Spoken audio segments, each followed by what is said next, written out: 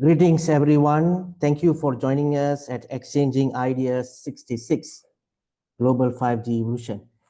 Great welcome to the speakers around the globe. I'm Kanish Waran Gwindasamy, the founder of Global 5G Evolution. We'll be presenting on today's topic titled The Great Space Race Will Direct D2D Actually Deliver. So to the audience, please take a couple seconds to click our YouTube channel, to click subscribe. And, we are not just here to discuss technology. We are here to analyze a high-stake competition to connect the world from space. And this presentation will examine whether the D2D market is on a trajectory to deliver on its ambition promises. We will explore the strategic shifts, the key technical challenges, and the geopolitical dynamics that are shaping this new era of global connectivity. Let's start by looking at the economic reality that is driving this space race. As this chart illustrates, terrestrial network providers face a challenge of diminishing returns in reaching 100% of the world population. Currently, terrestrial solutions cover about 96% of the population using infrastructure spread across 20% of the Earth landmass. To extend this coverage to just 99% would require doubling that terrestrial infrastructure footprint to 39% of the landmass. Reaching the final 100% would demand a multiple increase in current investment as requires deploying infrastructure in the most remote and sparsely populated areas. This is where NTNs become a vital part of the solution. To the speaker, please mute yourself. So when it comes to the NTN, what exactly are NTNs? They are a broad category of systems that provide connectivity from space or high altitudes. Beyond just connecting people in remote areas, they enable a wide range of use cases that terrestrial networks can't support.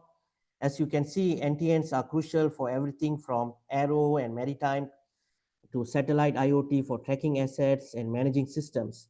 They are also being used for cellular backhaul, where a satellite link connects a remote terrestrial cell tower to the core network. And of course, a major emerging application is satellite D2D, which is a focus of our discussion.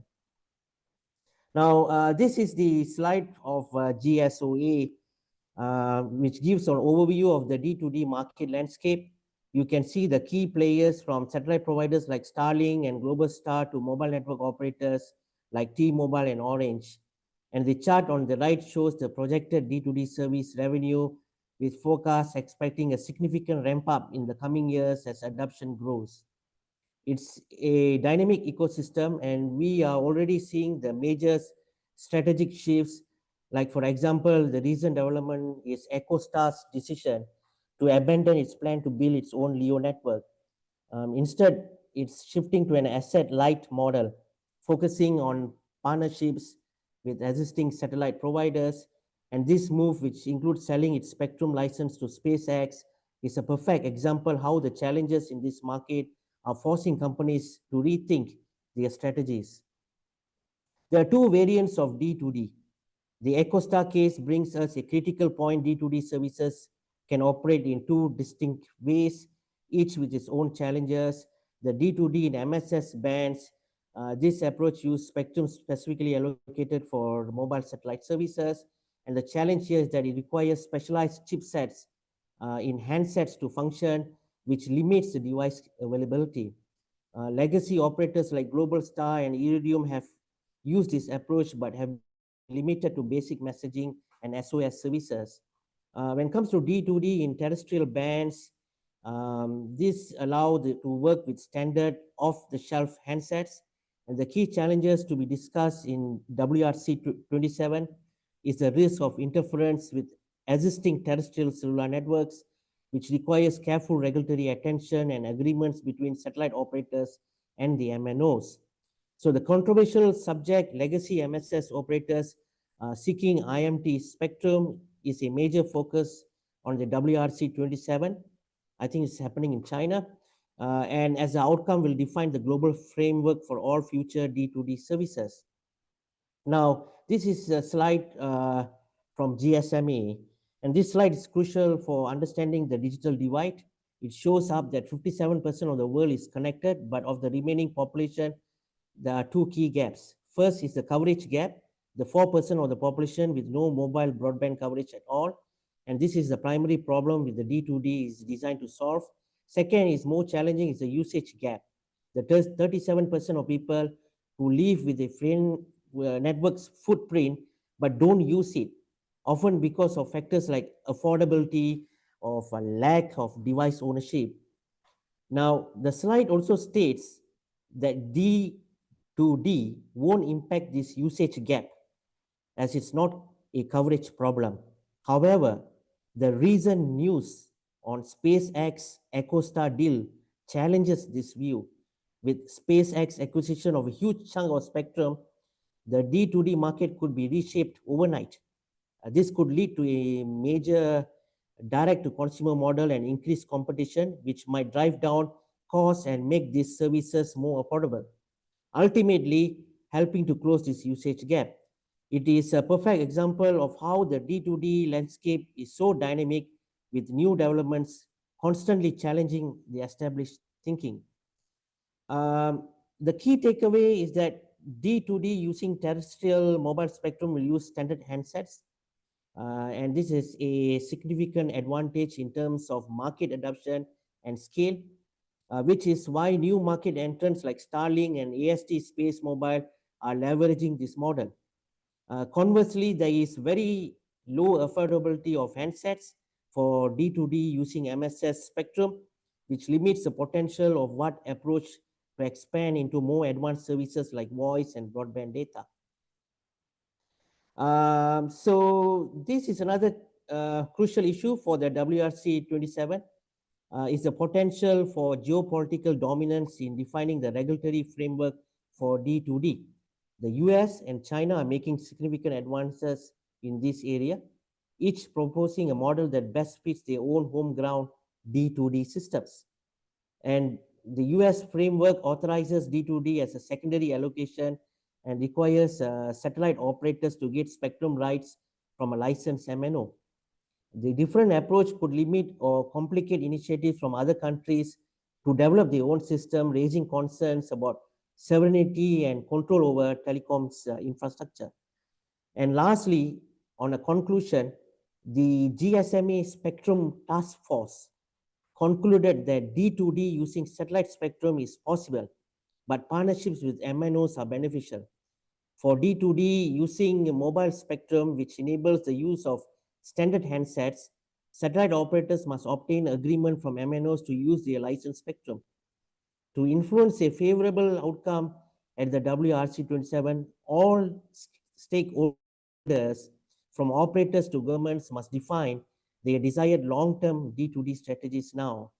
And this is a challenging task that requires expertise and collaborative approach, and the decisions made at this conference will ultimately define the global framework of D2D services for years to come. I think that's overall my presentation. Let me stop sharing this slide.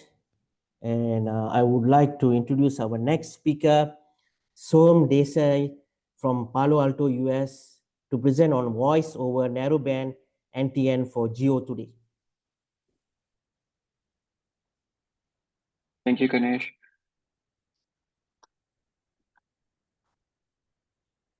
Are you able to see my screen? Yes, sir. Okay, perfect. So this talk will be about narrowband NTN voice and how is it possible today.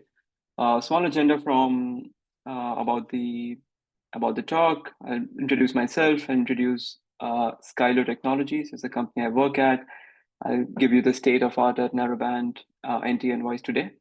And also highlight some of the key enablers for narrowband NTN voice over geo satellites. I'll be touching upon some things that are happening with 3GPP specifications related to NB-NTN. And then will be a last slide on the voice demo that is possible today at Skylo. So, hi, my name is Soham. I am a wireless systems and R&D engineer at Skylo Technologies. I consider myself as a jack of all layers with mastery in physical layer and signal processing. I have close to a decade of experience in wireless communications, 5G modem development, underwater acoustic communications, and of course, satellite communications. I'm active in IP creation, research, and academic collaborations. On the lighter side, I try to leverage my engineering and wireless communication skills to help study behaviors of marine animals like blue whales, sharks, and dolphins. If interested, please reach out to me at the details that I provided here. So a little bit of an introduction about Skylo Technologies. And so Skylo is a direct-to-device satellite connection. It's an MNO, and it can also act as an MVNO with any MNO partners. So Skylo believes in a hybrid architecture. So we would want to make it possible for seamless integration with MNO partners to allow for one single SIM on one single device to be connected to an MNO network when the terrestrial connectivity is available, and then switch over to the satellite network provided by Skylo when there is no terrestrial network in sight. So it's a simple architecture of Skylo systems. Here we have the Skylo RAN, we have the Skylo core system, and we support both non-IP traffic and IP traffic. The non-IP traffic goes through a data mobility platform, which can be routed via the Skylo APIs to emergency services or web services and applications.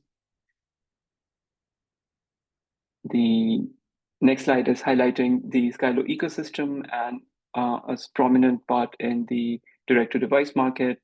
It's a huge ecosystem which requires collaborations between chipsets, test equipment, operating systems, a number of carriers, devices, and modules. So we have partnerships with all the major carriers: Qualcomm, Samsung, MediaTek, Sony, Altair, Nordic.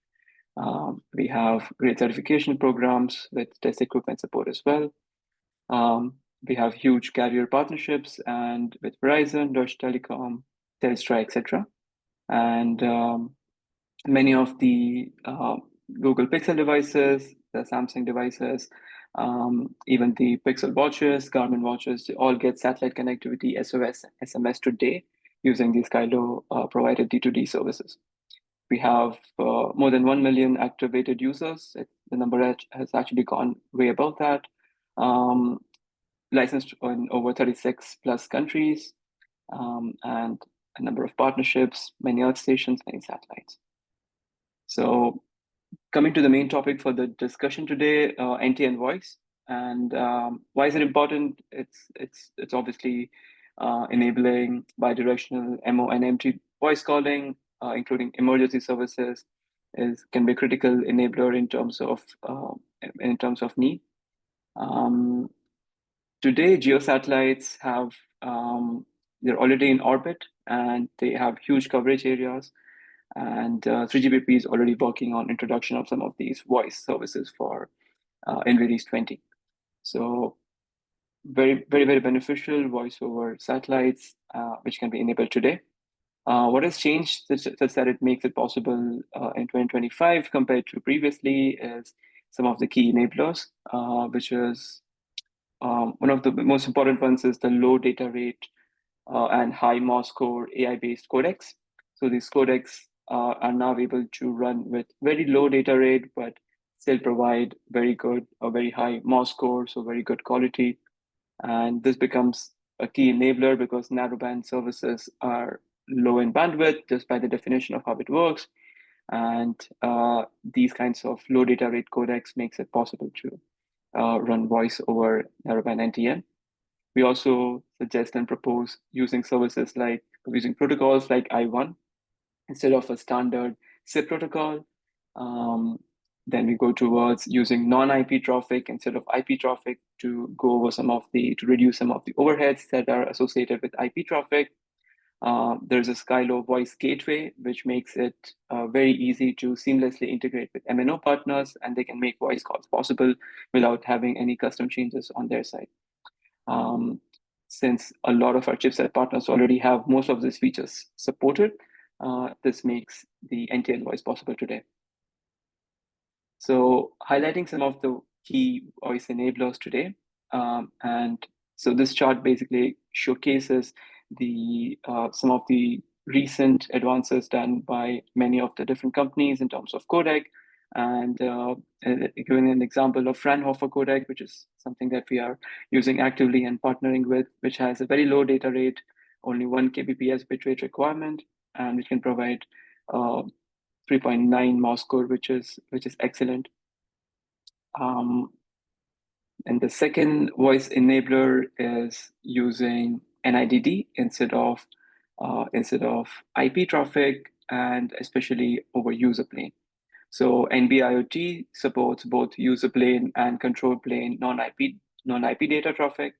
And this graph basically indicates the difference in the overall overhead in bits. So if you just consider regular IPv4, we have close to 368 bits of overhead, including the RDP and UDP. Even if we use robust header compression, there are some challenges with robust header compression in terms with how it requires a stateless system, and to reach a stable state, it requires a lot more messages. So even if we compare ROHC with user plane NIDD, there are huge gains in terms of overall overhead reduction. And in a system like narrowband IoT, which has lower bandwidth, we user plane data traffic using non-IP traffic is a key enabler. Another key enabler for NB-NTN voice is I1. So I1 is a standard defined protocol, and this is a very old protocol, but it's getting more and more traction because of its application and its effectiveness, and the overall lower overhead compared to SIP messages.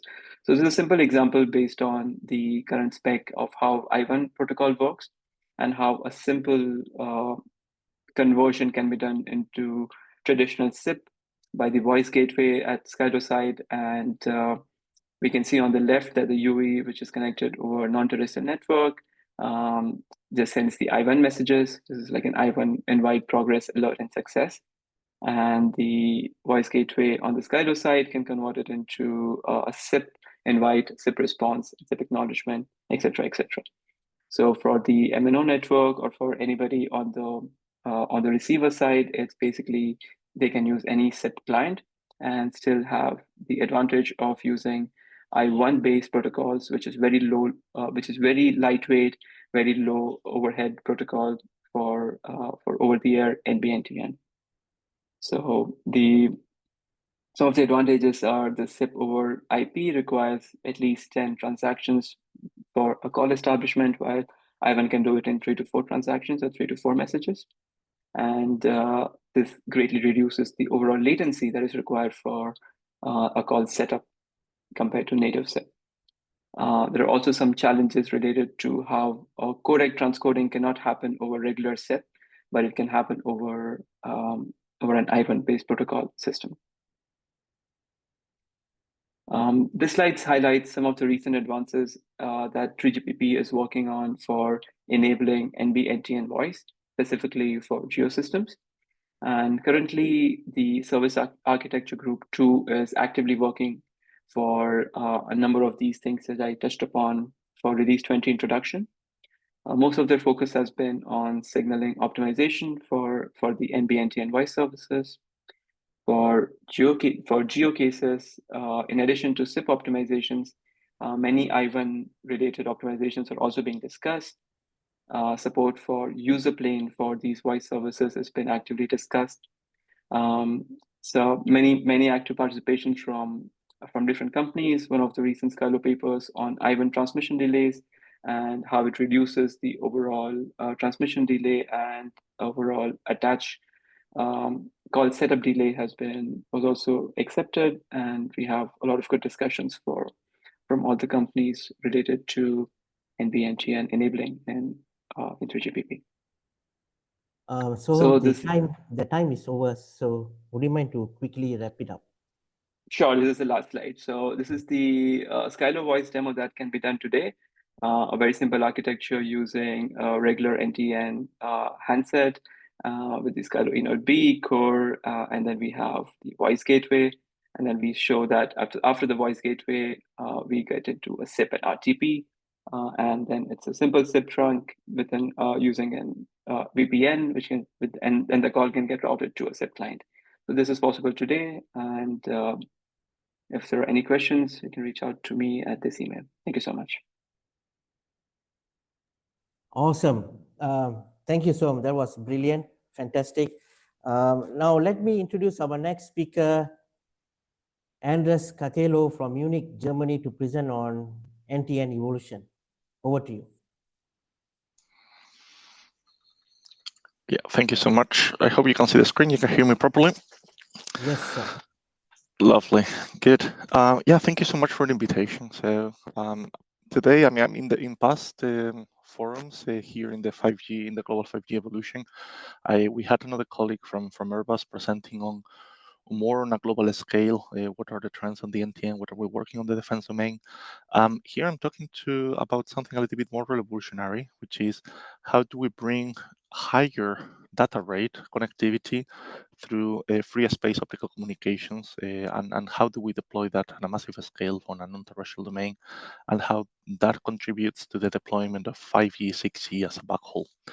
So in a brief presentation, I will show you a little bit of the use cases on how we integrate all that non-terrestrial capacity in optical communications with the fiber infrastructure terrestrially, and what are the repercussions and how this supports 5G and 6G connectivity.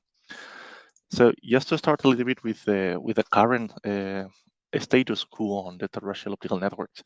So all the operators terrestrially currently, they are facing a big issue when deploying terrestrial fiber to meet the demand. So as we know, the data needs are growing exponentially.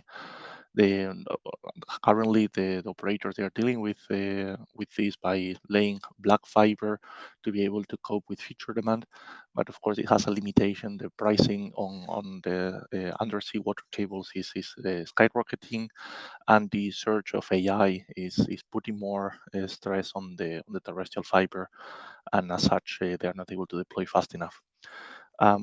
Working with terrestrial operators and then thinking about what is the vision for the end of the decade on the terrestrial domain, we have identified that there is a huge need to increase the capacity transmission over the terrestrial fiber that supports 5G and 6G connectivity, among others, to decrease, of course, the power consumption and the end-to-end latency. So as such, what we're working on from Airbus that we have been building quite a long heritage on free space optical communications, is on what is a role that non-terrestrial optical communications can play in meeting these demands from the terrestrial component. What is the X-haul services that can be done from a non-terrestrial component to support the deployment of 6G? And we see a lot of interest within early studies on the 6G to advance into this direction. So at the end, as I said, what we're trying to do is to increase the capacity transmission by having nodes in the space or an aircraft at 100 to 1 terabit per second, simulating basically or seamlessly integrating with the terrestrial network and having a kind of a data rate comparable to what we see on the terrestrial domain, to reduce the end-to-end latency, to especially quite important when you think about secure applications like quantum key distribution, where the latency on replicating the quantum keys is quite important. To sustainable also the power growth. So at the end, when you transmit lasers, so via laser in free space optical communications data, that has a lower power consumption, and also to increase the network adaptability. So when you lay a fiber cable below Earth, your adaptability is a little bit restrained, whereas when we think about flying assets that we can reconfigure architecture dynamically, that adds a lot of flexibility on the network to be able to meet the changing demands and to add also resiliency to outages on the undersea cable market, for example.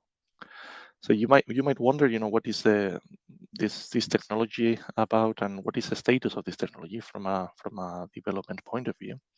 So as I said before, within Airbus, we have been investing quite a lot. We put out in space the first ever space-based service to make use of this technology, repatriating data from other satellites. Now the inter-satellite link communications, so between satellites, is something that is widely used in constellations. You have Starlink connecting their LEO satellites with this technology. You have all the other constellations doing the same. It's even on the MILSATCOM domain, where we're introducing this in Germany, in the MILSATCOM program from Germany, for the first time ever, actually, in the world. And the tomorrow, which is very soon coming, is the wide deployment and adoption of optical connectivity cross-atmospherically. And this is the most interesting use cases when we are thinking about how that connectivity is supporting the deployment of 6G services. So how can we seamlessly integrate the terrestrial components, all the G-node piece, with the core network of the 6G from a non-terrestrial component, and add a big pipe of data through optical communications to be able to serve as an X-hole. Just to give you a little bit of examples of these use cases, some of them, they are already mature, as I said, and they are working. Some of them is a tomorrow, but there are active developments both on the hardware and also on demonstrations within Airbus. We actually, every single line that you see here, we do have our own developments going on. So from a MILSATCOM domain, since we are Airbus Defence and Space with a lot of business on the military side, so we do not only deployed 5G NTN services for the military, but also we're looking about how do we integrate optical communications for military use cases in a multi-domain approach, from the geo layer to the LEO MEO layer to aircraft, having those kind of terminals, maritime and fixed and mobile terrestrial vehicles. The added value of this type of communication for the military specifically is not only the data rate, is the undetectability and the low probability of detection and anti-jamming. So whereas an RF signal, you need to protect it because it can be intercepted, it can be jammed, so basically interrupted. The narrow beam of laser, of light, where you are exchanging the communication, that adds an additional layer of security and detectability when you want to transmit critical data that is quite important for the military domain. Also on the same kind of envelope, not only thinking about satellite communications, but also line of sight communications, on how we connect aircraft together, how do we connect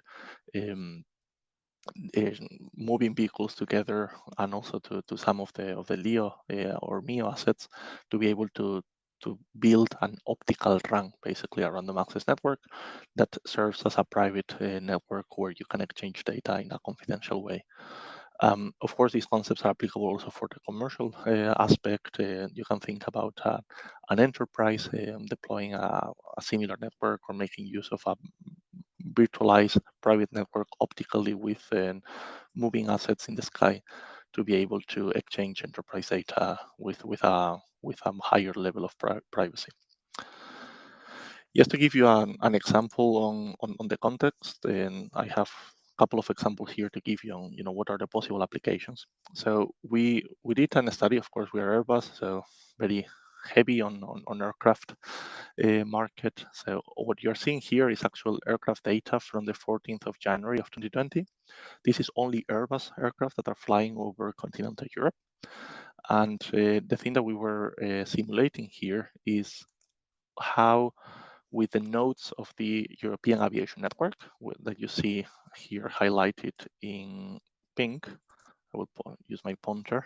So these pink nodes, how can you connect those terrestrial nodes with flying aircraft dynamically to having an optical terminal on board each of the aircraft that can link to another aircraft in visibility and serve as a as lines of communications between sites in Europe that can repatriate.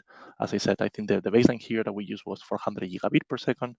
How can we meet SLAs of moving data from one node to the other using a flexible and adaptable mesh network of assets that are flying equipped with the free space optical terminals. So every single green line that you see here is an aircraft that has connectivity to ground, either directly or via other aircraft. So virtually what we have demonstrated here is that you can use moving assets as a, let's say, moving ground station that can serve the purpose of backing up connectivity, adding additional capacity over peak times, and even adding a layer of security for some of the most confidential types of data. This, of course, if you think about this concept connected to Node VIPs for 5G and 6G communication, can enhance not only the XHAUL capacity of the system, but also can reach can connect Node VIPs that are in where the deployment of fiber to reach them is not cost effective. And basically, this can add an additional coverage over those areas by using a mobile and flexible network. Anders, your time is over. I have only just one more slide to basically state additional use cases on cloud traffic optimization, so be able to connect data centers that are at the edge of the network, and also for backhaul and network management services, thinking about the backhaul of undersea cables, which are interrupted on almost on a daily basis across the globe and cause a massive impact on the overall data traffic, and also to offload terrestrial networks, like I was saying before, in the use case of 5G and 6G connectivity. And with this, I finish the presentation. Happy to take any questions if we have time. If not, also, you can reach me on this email address or directly on my mobile phone if you want to hear a little bit more, if you are interested in collaborating on how we can deploy non-terrestrial optical networks initiatives serving this kind of use cases and needs. Thank you so much, Ganesh, for the invitation again, and for the audience for listening so carefully. Awesome. That was brilliant, Anders. Thank you so much. I would like to introduce our next speaker, Hirokazu Mori-san from Tokyo, Japan, to present optical communications in space sector. Over to you. Thank you. Let me share my screen. Here we go. Can you see the screen all right? Yes, sir. So yeah, thank you for having me. It's truly honored to be one of the speakers here at 5G Evolution. So I'm Hiro. I'm a Group Chief Strategy Officer of Warp Space, which is Japanese company which has like a branch in US and Germany, and I'm also CEO at Warp Space USA. And since we're like a startup, we've been working on some of the optical communication related technologies, as well as our constellation plan, and I'm happy to introduce those to you. So yes, I think some of the people already have talked about the market, but our clients are mostly in Earth observation sector. So with Earth observation means that people who are taking imagery from space, such as like Airbus. Now several people are using like a satellite imagery, not limited to defense, but also civil and commercial sectors.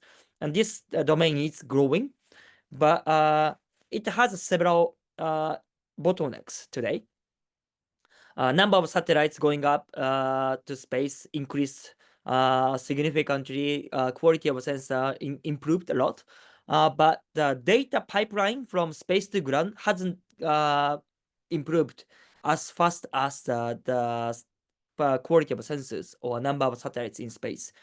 And there's three major issues for Earth observation satellites. One is like there is potential maximum data rate of RF, which is up to several gigabit per second. It's just coming from law of physics, electromagnetics. So we are kind of reaching the limit.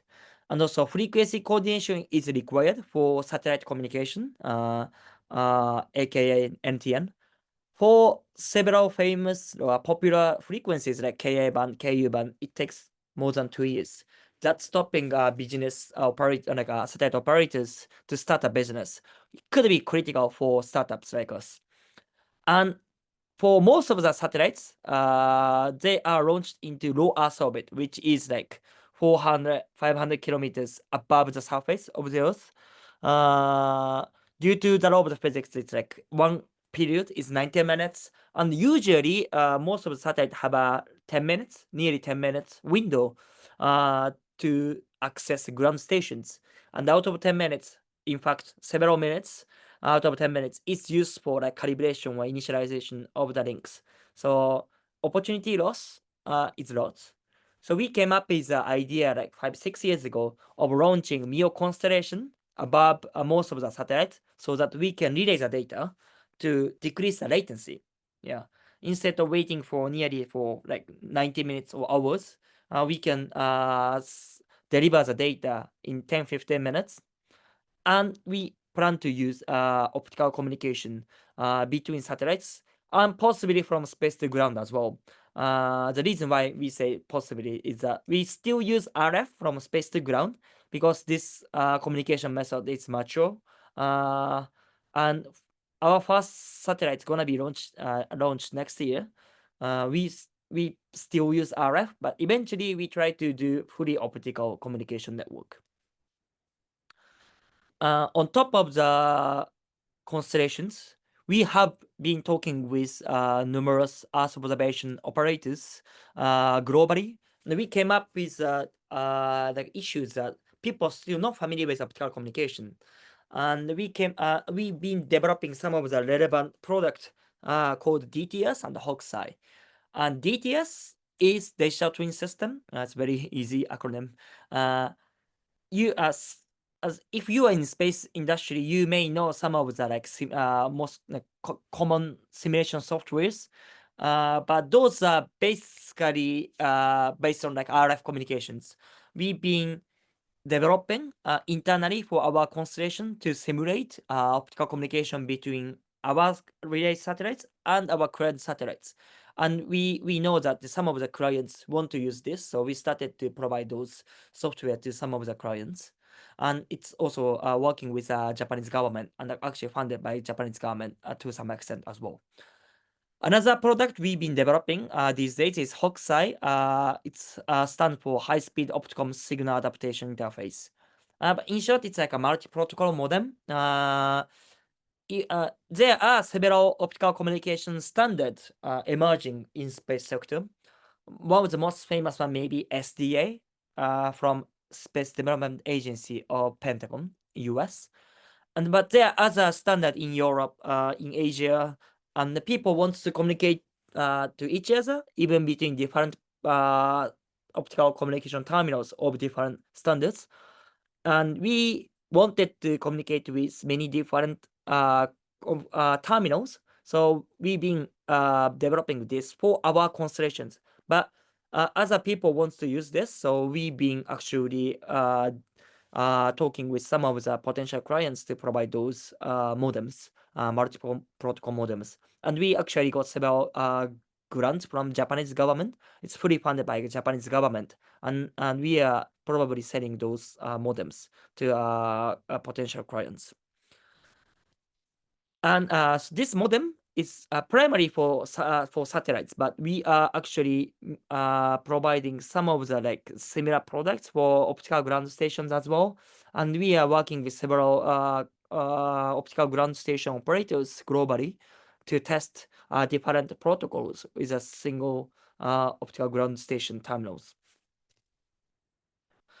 And our team is actually consists of 3 branches, as I briefly mentioned. Headquarters is in Japan, near Tokyo. You may know Tsukuba. That's where the Japanese Space Agency facilities reside. And some of our advisors or members are from JAXA, like Hamasaki-san was working on some of the national Earth observation satellites. He was also one of the directors of the Japanese Space Agency. And Todome-san was a project manager of formerly successful optical communication project 15 years ago.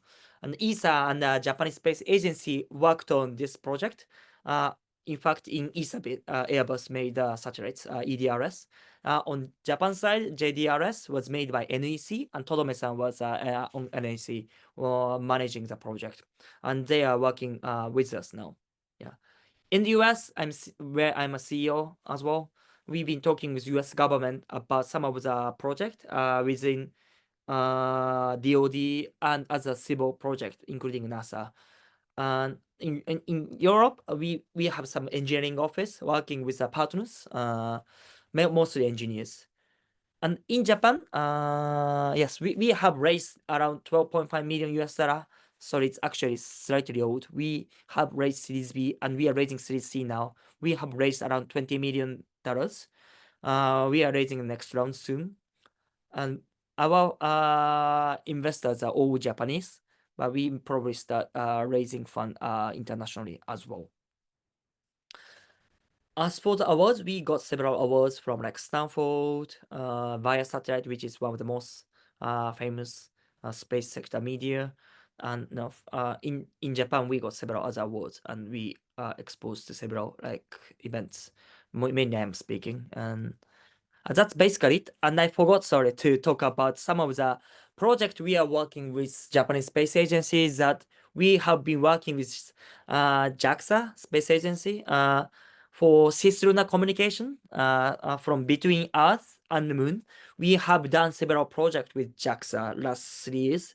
One of them are basically feasibility study to think about the architecture of how optical communication could be used for Artemis plan, and we will see what's going to happen with Artemis plan though. And we have developed some hardwares, including high sensitivity sensors and some of the electronic devices for long distance optical communication. Yeah. So that's basically it. Thank you for listening. Oh, that was fantastic. Thank you, Hirokazu-san, and I appreciate that.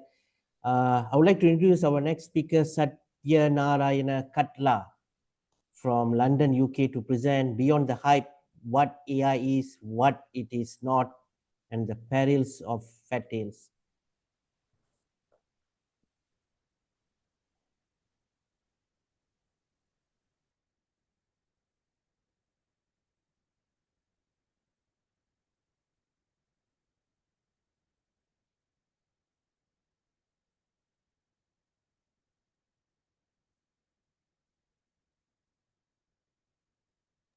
Oh, sorry, I'm on mute. Okay, can you hear me? Yes, sir. Yes. So I'll go on. So sorry, I'm Satyanarayana Katla. I'm working as a staff systems engineer at MDS Space, where I work on the 5G NTN related stuff. But I would like to take this platform as an opportunity to talk something that is very different from what we are currently looking at in this panel. And even I want to discuss something which is not often discussed in the mainstream debates or discussions in the machine learning or AI platforms. So before I begin, I would like to say that the views presented here are my own and it's not in any shape or form associated with the organization I'm affiliated with. Okay, can you see my video, by the way, or is it okay? Yes. Yeah, sorry. So basically, the machine learning, the AI ML, how does it work? It works under the AI ML. The framework is probability theory. It's a mathematical framework of probability theory. Every task, you name ChatGPT or predicting stock prices or image classification or weather forecasting or anything. It's a statistics that's underlying the models basically, and every task of this involves probability. But how are these probabilities defined? And for example, ChatGPT, how does it work? So we have a neural network layer and then there is a probability distribution which will compute it based on the previous training data, and then it forms, the probabilities are taken based on the training, and then meaning is made out using chat, based on the context. So ChatGPT predicts the next word by choosing the one with the highest probability. And similarly, spam filtering, based on the training data, you compute the probabilities that email is spam or not. So a medical diagnosis, which is a bit dangerous, I would say. They use probability, of symptoms that match a certain conditions, and then they say, oh, there's a tumor or there's a cancer or something. I'll tell you, I'll explain why this is a bit dangerous. And then image classification, yeah, as we know, this machine learning has originated mainly from the image processing. So they compute the output probabilities for each class, then choose the one which is most likely the case, for example, cat, dog, etc. So this is how the basic works. So underlying principle is the probability. So without probability, there is no statistics, there is no machine learning or AI. So, but what is the probability? So the probability is, everybody who is in wireless comms background or electrical engineers, they know that, it is the ratio of favorable outcomes to the total number of possible outcomes. And there are two schools of thought, primarily frequentist probability based school, and then there's a Bayesian probability based school. So in fact, frequentist is basically, it is the defining probability is a measure of frequencies. So how often you get observe the patterns or the data, over a repeated set of measurements. And Bayesian school is defines probability as a measure of belief. So they have, they say that we have previous data, and then you make an assumption on some of the parameters that generate this data, and then you define the probability on that. But however, both either frequentist school or Bayesian school, they both rely on having a meaningful probabilities. That means, there is a probability defined. The probability is basically the number of favorable outcomes by total number of outcomes.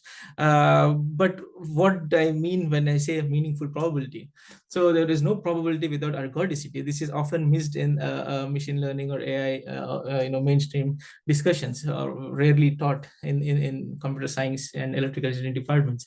So there's no, everybody talks about probability, but actually probability exists only if there is ergodicity. What I mean by ergodicity is that, so if you coin the toss, over 100 times, and 100 people coin the toss, at the same time, then there's a both probability match. And one person tossing the coin 100 times, and 100 people tossing the coin, the both probabilities match, like probability that's head or probability of tail, then it is ergodic, and then the probability exists because there's a probability in space is equal to probability in time. But however, if you look, this is ergodic, by the way. So if there is, if you're playing a Russian roulette, and you have 6 bullets in the pistol or a gun, and you play alone, then what's the probability that you'll survive? If you play 6 times, then you're going to be dead. You have no more, you're ruined basically. But however, if 6 people they play spatially, then the probability that you will survive is 1/6. So that means the both probabilities do not match. So one is in space and one is time. Only when they match, then the probability has some meaning, and then you can define probabilities, and you can do statistics, you can do machine learning, everything. But how often do we encounter this probability with ergodicity, ergodic behavior? So the most of the assumptions that are vital in the machine learning is the Gaussian, the CLT is central limit theorem, which I'll discuss a bit later. So they assume the Gaussian assumptions are fundamental. The Gaussian assumptions are fundamental to many statistical inferences processed in machine learning and data science. However, in reality, we do not see normal or Gaussian distribution. This is widely abused distribution, and what we see most often is a non-ergodic behavior, which arises due to fat tails. What do you see when I mean fat tail? So if you look at the this peak here, I can point. So this one is, you have a peak here with more occurrences, and then this here it narrows down, and then you'll see a fat tail. This is basically you have more observations here, which confirms that your theory is right. But then you have a tail here at the very 10 sigma or 20 sigma, you still have a probability here. But whereas a Gaussian, you will this peter out, there is thin tails. These are called thin tails because there's no probability, and they'll have fatness here, but then they will fall down rapidly. I mean, they'll decay rapidly. So this is a Gaussian distribution, whereas the first one, this peak, you have more and more observations. So that means, like, if you see more and more swans which are white in color, you'll think that all swans are white. But then one black swan will ruin your years of corroboration. So this is what the fat tails is. So most of the real world happens here in the fat tails. So for example, if you so when do I, or how do I know that the Gaussian is assumption is wrong? So when do I use the Gaussian as an approximation or assumption in my machine learning? So if you look at this, if when somebody says that there is an event happened, extreme event, there is a COVID, or there is an Ebola outbreak, or there is some financial stock market crash. So when they say that event happened, then the probability that your model, the assumption that you have taken, it is a Gaussian, given that this event has occurred, will be very, very small. So if you see here, so we have considered the event to be power law or fat tail distribution, and we say that's a 10 sigma event. Then what is the probability that that will be Gaussian? So you can never assume it is a Gaussian unless that probably the event has happened. Unless it is 1, you can never assume that it's a Gaussian. That means only God has to tell you that there is a that it is the data is, or the event is coming from a Gaussian distribution, and it's a 10 sigma event, which means it's very, very likely to observe. But if it's not a 10 sigma event, and if it's coming from a power law or fat tail, so it is not that it is a 10 sigma event, but it is coming from a fat tail.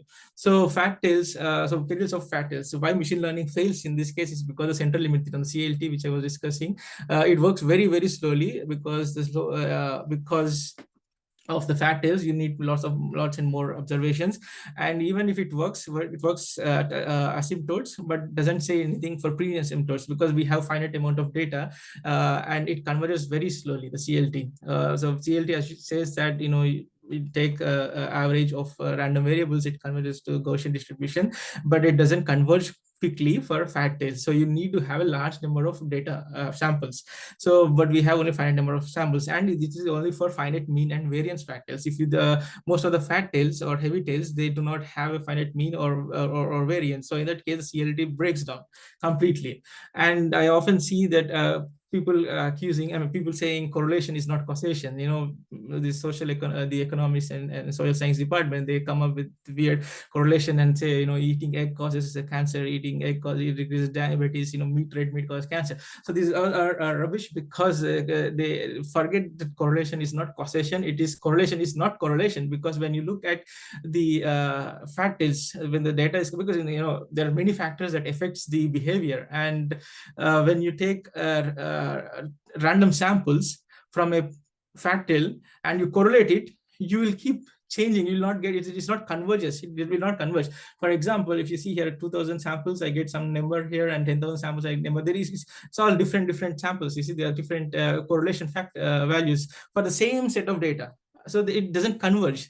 No matter how many samples you take, you will get, one time 0.1, one time 1, you will get high correlation, low correlation. It's always bounded between 0 and 1. So I mean, minus and 1 and 1, but it doesn't converge. So for example, if you look at y is equal to x, so your time is over, Satya. Yeah, just finishing. Yeah. So when y is x, the correlation is 1, and when y is equal to x square, correlation is 0, because the correlation works only for the linear things. It doesn't work for the non-linear things.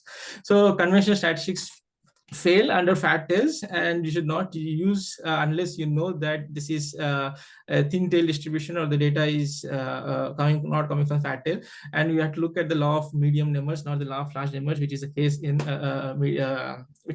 in fat tails. So anyway, some questions that we need to look at while designing a machine learning is that how much more data is needed, how does the pre-asymptotes look, and what is the speed of convergence. So here are some references if you are interested and if you want to learn more about this. And if you are intrigued by this topic, which is not from 5G NTN, but if you think it is something interesting, then I'm happy to discuss. Please contact me on this, my email or web space. Thanks very much, Kamesh and others for listening. Awesome. Thank you, Satya. I would like to introduce our next speaker, Raj Verma from Frankfurt, Germany, to present on challenges and opportunities in 5G TN NTN integration. Thanks, Ganesh. Just give me a second, and I am going to present my slides here.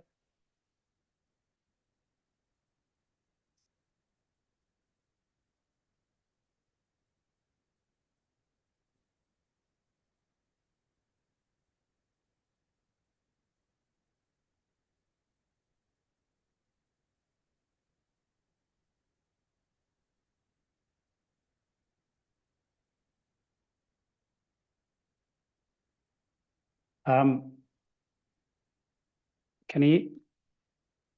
you see? Nope. Our presentation? Yes. It's taking some time to load. Yeah, sorry for that. Yeah, it's working now.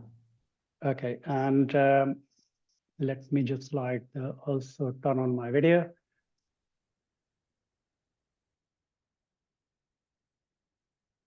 Yeah. So, good day, everyone here. And my name is Raj Verma. I'm based in fact, like Frankfurt, Germany, but and my background is almost like the 20 years in the telco and the satellite industry. Today, I'm just gonna give you my view about the opportunities and challenges which we are facing in the integration of the 5G TN and NTN here. I mean, this is the topic here which we have discussed a lot, and this is one of the hot topic among the telco players here in the last 2-3 years here. That since the 3GPP standardization started, and here is very brief or the timeline of the 3GPP standardization. Yeah, so it all started here from the release 17, which was being frozen in the 2022, and the further being modified or improved in the release 18. Yeah, with the 19, which is going to be the free frozen this year in December. It will make or more or less make a smooth transition or the integration with the 6G network here. So the focus on these 3 releases was the different here. Initially, it was very much like the how to adopt the 5G NR and NTN can work together with them here, and with the, as I said here, that improve the performance here and the speed and so on here. That was the focus on the release 18 here, and the full integration or to the 5G and the 6G is the focus of the release 19 here. Now, in the terms of the key opportunities here for the telcos as well as the NTN operators here is, I would say there may be the many, but it is coverage, and coverage here. Because expanding the coverage here, which was always the issue for the telco operators here in the past year, beyond certain geography, it was not financially or the commercial a business case for them to roll out their network, whether it was the 4G or 5G or 3G network. So they stopped here. Now, with the help of the 5G NTN integration, that is the feasible. Wherever they kind of they don't see any physical, any financial viability of the rolling out their network. The 5G NTN network can complement it. Now, on the NTN operator side, yeah, it is exactly like the same kind of the opportunity, yeah, because earlier they were working in isolation and providing some of those services like the the backhaul services and so on to the MNOs, yeah, but they were not really part of the end customer revenue generation of the telco operators, yeah. Now with the help of this extended coverage, yeah, they can also be, or they can like take a share from the revenue which was being ultimately generated by the end customers of the telco operators. Now, the second one, which I have said here, the seamless roaming. Yeah. Now, as an end customer, yeah, I think it is a fantastic thing, yeah, because you can simply roam from the one network to the another network. So TN network to the NTN, yeah, if it is like the fully integrated, yeah, means a end customers just like the traveling and all of a sudden it is out of coverage of the TN network or the terrestrial network, yeah, it can immediately roam to the NTN, yeah. I mean, there is like the various challenges, so whether it comes to like the coverage or the seamless roaming, yeah, and that I will discuss to my next slide, yeah. But here is like, it is a fantastic thing for our end customer. Now, MNOs had like always the issue to provide a resiliency in their own network, yeah. And that was because of the various, the environmental stuff, yeah, whether it was an earthquake situation, yeah, or the flood, yeah, or the typhoon or the hurricane, yeah. If the site was down, then there was like the whole network or the people was not able to access the telco or the wireless services. Yeah, of course the MNO did like some emergency stuff. Yeah, but it took like a couple of hours in order to restore those services. However, with the proper integrated NTN and TN, yeah, they can provide the resiliency to their TN network. Yeah, so anytime anything happens to their own network, yeah, so plan B is there, yeah, and they can still restore the connectivity to the end customers, yeah, immediately. Yeah. The IoT extension, yeah, because as I said, it is all about the coverage, yeah. I mean, so far the IoT was almost like the non-existence in those areas, yeah, where there was no coverage. Yeah. However, with the 5G NTN, yeah, it is definitely this problem can be solved, and all those IoT end devices, yeah, which are remotely based, yeah, can be connected, yeah, to the network. Yeah. Now, time to time, the MNOs feel like they feel some congestion in their network, yeah, despite the fact that they have the densely roll out their network. They have increased the number of the sites in urban and semi-urban area. And sometimes in that congestion is in their radio network, and sometimes it is also in the backhaul network. Yeah. Because the 5G NTN is still the providing the backhauling services to the MNO operators. Yeah. That congestion, yeah, in the event of the congestion, yeah, that can be the part of the traffic can be offloaded to the 5G NTN. Yeah. Of course, it depends upon how critical, how important that traffic is. Yeah. It is not, I mean, of course, yeah, not necessarily every traffic can be offloaded to the 5G NTN, yeah, and that is just because of the various issues, yeah, whether it's the delay, which is the inherent problem with the satellite operate or the satellite communication. So these are the key opportunities, and basically opportunities are there. However, how we are going to realize it, yeah, and how we can monetize those things, yeah, and over the which period of the time, yeah, that is the very critical, yeah, and that is unfortunately not the case, yeah. That can be the immediately solved overnight, yeah, and here I just put some of those key challenges, yeah. And as I said, yeah, before, yeah, these opportunities cannot be monetized over the time because there are the various challenges, yeah, integrating these two different type of the networks. Yeah, of course, yeah, with the standardization, yeah, the satellite operators are kind of the standardizing their network, yeah, in such a way that can be connected these two networks without any issue or seamlessly. Yeah. But the top, and here I started with some of those things, yeah, like the architectural and the system level issues, yeah, whether it's the topologies, the timers inbuilt, yeah, or the core network integration, yeah. So when it comes to like the topology, yeah, so 5G TN net or the terrestrial network is basically, you know, the densely fixed cell sites with the predictable coverage and all in the most of the time, like they have connected with the fiber backhaul there. However, with the NTN, yeah, it is like the very different. Yeah, the things are in the Leo constellation. Yeah, these are the moving cell sites. Yeah, dynamic footprints. Yeah, and also the long propagation delays. Yeah. I mean that all these two things to integrating these two different kind of the network requires a dynamic RAN coordination, yeah, and adaptive network management, yeah, and that is something not very easily, yeah. So industry has to still like to think of and try to figure out, yeah, that how they are going to like address all those things here.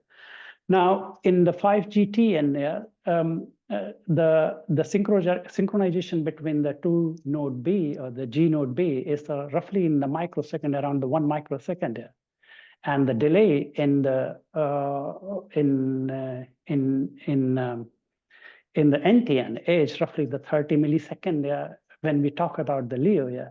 So the timers are not going to like the work, yeah. So this is like the something, the whole assumptions are will be the broken in that case, yeah, or in the NTN case, yeah. So we need to still like the maintain a advanced timing arc and the beam alignment across the TN and NTN domains, yeah. And that is going to be like the really very challenging, yeah. For the core network integration, again, because as you all know, yeah, that there are the two different types of the payloads are the defined in NTN, regenerative and the transparent here. I mean, the transparent is the basically, yeah, very much similar to, you know, the 5G TN kind of the topology, yeah. So their network integration is slightly different when it is like the regenerative one, where the part of the payload or the G node B functionality is up in the space and not necessarily there. Raj, your time is over, Raj. Okay, so basically, I just want to like the check, highlight the one more thing, and that is the commercial and the regulatory. Yeah? And here is the like the roaming. Yeah? When we start like the roaming from the one network to the another network, yeah, in the telco industry, yeah, this roaming framework does exist, yeah, since over 20 years. And even when we start, the telco operators negotiate the roaming agreement, yeah, it takes like sometimes the years, yeah, and that doesn't exist in the NTN industry at all, yeah. So the regulators and a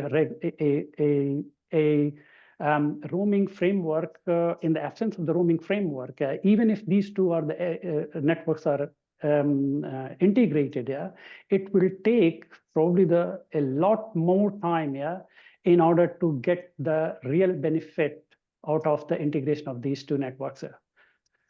Thanks for listening. Unfortunately, the time ran out, yeah, but I just wanted to like the cover even the some other topics as well, yeah, which are the highlighted here, yes. But anytime soon, yeah, we will be able to probably go and enter into this discussion a little bit deeper, yeah.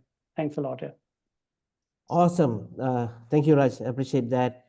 I would like to introduce our next speaker, Kulasegaran Srinivasan from Chennai, India, to present on NTN with 5G and opportunities and challenges. Over to you. Yeah, thanks, Ganesh. Hope you can hear me. Yes. I'm sharing my screen. Just give me a second.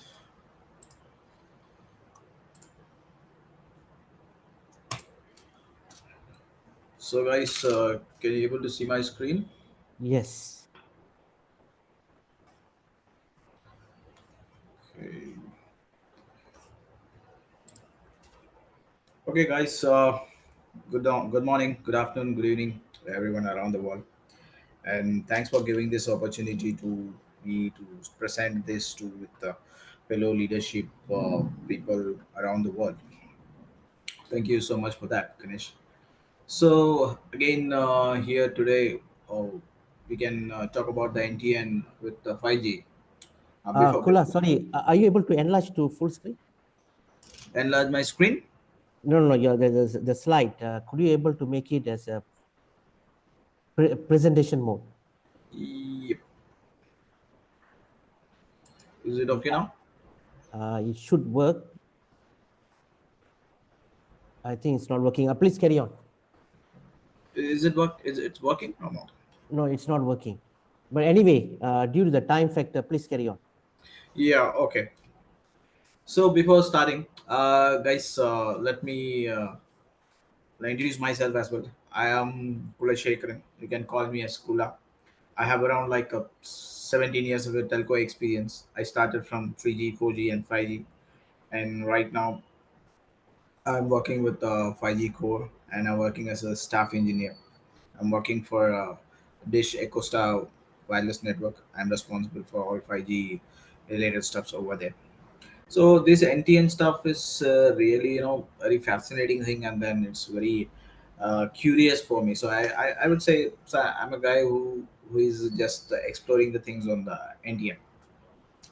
So just I was said being explorer. I was started reading all those bits and pieces of newses and informations about NTN and how it is going to get real evolution in the in the telco background, because I'm from a telco background. Whatever I check or whatever I read with the new things, it's always come to my mind how we can correlate with the 5G stuff. These kind of things always goes in my mind. So that's what that thing has been you know uh, triggered me to learn all this 5 NTN stuff. So guys, just want to know, in 5, let you know guys that in 5G we said that, right, there is an we give 5G all over the world, and we can do wonders, and you will be having the speed of everything within a second or something like that. They say milliseconds you will reach all 5G stuff and everything. But uh, uh, almost 75% of that still doesn't have internet. Still oceans, mountains, and rural, there is they don't have a coverage. Still in my hometown, still they doesn't have it actually. So simply in a layman term that we can discuss, that we can say that, so NTN is the mission that going to rectify all these stuff. So wherever you go anywhere in the planet, you're going to get the coverage, and you're going to work it out, and your cell phone is going to connect through the satellites which is going towards the sky.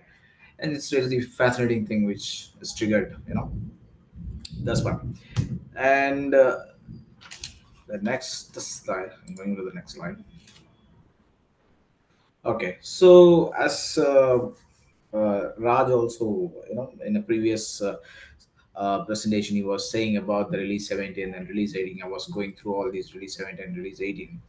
So the first thing is, the inclusion, where we were starting, and that okay, this is a new technology where we can able to give the 5G solutions with the help of NTN around the world. This is where the things has been triggered over there. And going forward, release 18, okay, and release 19 going on. It is going to be evolving these things, though where it triggers from 16, it is triggered. So I started exploring this kind of architecture and what they are going to really give in this NTN. Are it really going to merge with the 5G, and can we make any real difference on that? Yeah, these points it was going through in my mind, and then I was reading all those stuff. So this was the in this slide I was trying. I tried to give it just a basic NTN information and high level flow of architecture of NTN. Guys, I know maybe you guys all might be an expert already in the NTN, but still I want to give this and a very high level information which gives more idea for the people. So because also I have a background. I worked in OneWeb communication, where in UK I was a ex OneWeb. Right now it is Utelsat, and where I was working as I worked as a senior packet core engineer, where we was used to sell the devices for maritime and the small complex, and for the different locations. That time it is not a D2D or something like that, only for the devices with very big dishes and the small terminals. This kind of stuffs we were giving. So based upon that experience is all triggered, and the exploration actually. So right now everybody's eyes on Leo. Okay, Leo, what is going to the Leo? Low, the the low latency, high throughput. Everybody behind this Leo. So are really it's going to help for the future, and are it really going to mingle with the existing 5G network or not? This was the challenges I was looking out. And the basic high level flow I was given here, that this is the one, the user equipment which is going to connect directly to the NTN satellite, and from the NTN ground node maybe we can use regenerative or transparent. Maybe I don't know, regenerative might go on the higher cost side, we don't know. uh, we have to see all the use cases. Based upon that only we can decide. The communication service provider has to think all these aspects as well. So they might go for the ground node as well, and it will be connected to our 5G core network. This is the basic ideology which is behind all these things. Okay, so this was the this slide I tried to include because I want to give the prospect that are any people or any other companies are already in the things, or they are going to give. So this is already been the D2D is not that. D2D is not already is fully established. I would say already Starlink is there, and they are already giving the broadband with the best effort basis of QCI, I believe so. And AST Space Mobile, and NTT Docomo, Dish is in testing phase, I believe so. So they will be also soon or later they will be using. And the main point which I am going to explain here is, as we discussed, what are the opportunities it's going to make actually from the NTN point of view, getting into the NTN and merging this 5G. What opportunities we are going to make in the the telecom network. Here it is, the slide which I'm showing the opportunities. So the first thing, it's a global coverage. You go anywhere, you're going to get everything in your mobile, even in your hand. And it can connect the remote places. It can help during the disaster stuff, well, like when the floods, earthquakes takes down the towers. That time your NTN connection will plays a crucial role where it is. And for the IoT, global IoTs will be like tracking chips, and trucks, and animals. Anywhere you want to make, you want to know what is going around the thing. These all things can be done with IoT. Even uh, it gives for the defense project also. And these are the some set of opportunities which I try to show you guys that in the slide.